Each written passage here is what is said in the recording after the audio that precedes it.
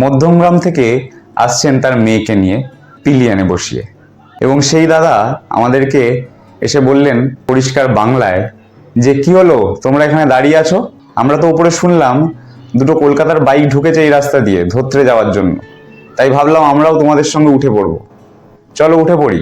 তখন আমরা বললাম যে সামনের রাস্তা খুবই কঠিন, উঠতে খুবই অসুবিধা হচ্ছে, আর যেহেতু আমি R15 চালাচ্ছি আমার আরো বেশি অসুবিধা হচ্ছিল। কিন্তু দাদা বললেন কোনো ব্যাপার না, 3টে বাইক আছে, 4টে লোক আছি, ঠিক ধত্রে অবধি পৌঁছে যাব, চলো শুরু করে দিই। তখন বাজে বিকেল 3:30, আমরা শুরু করলাম ধত্রের জন্য। পুরো রাস্তাটা জঙ্গলের মধ্যে দিয়ে, এবং সেই রাস্তা দিয়ে কোনো গাড়ি চলাচল করে না। সেই রাস্তা দিয়ে গাড়ি চলাচল সম্ভব না, শুধু বাইকই হয়তো উঠতে পারে, তাতেও অনেকটাই বিপজ্জনক। রাস্তা এতটাই খাড়া ছিল যে দাদার বাইক আর উঠছে না। শেষমেশ ঠিক হলো দাদা বাইক ওঠাবেন আর মেয়েটি হেঁটে পাহাড়ে উঠবে। সেই ছোট্ট বোনটা ছিল আমাদের ইন্সপিরেশন। আমরা যেখানেই বাইক নিয়ে পড়ে যাচ্ছি সে আমাদেরকে হাত ধরে তুলছে।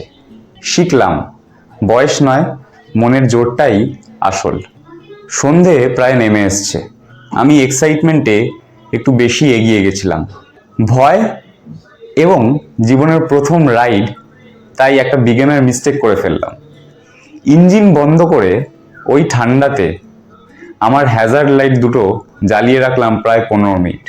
শুধু হ্যাজার্ড লাইটই না, আমার স্টক লাইট এবং দুটো হ্যাজার্ড লাইট জ্বালিয়ে রাখলাম প্রায় 15টা মিনিট।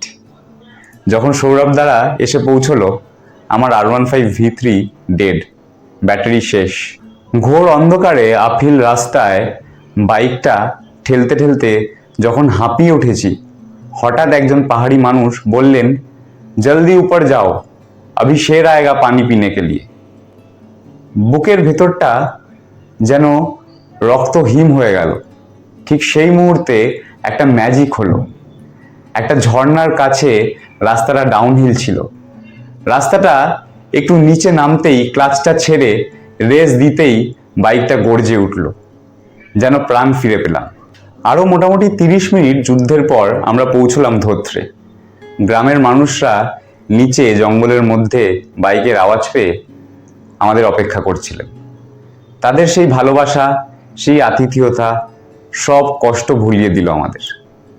কোভিডের অন্ধকার থেকে মুক্ত হয়ে এই মানুষগুলোর ভালোবাসায় মনে হলো জীবনটা খুবই সুন্দর।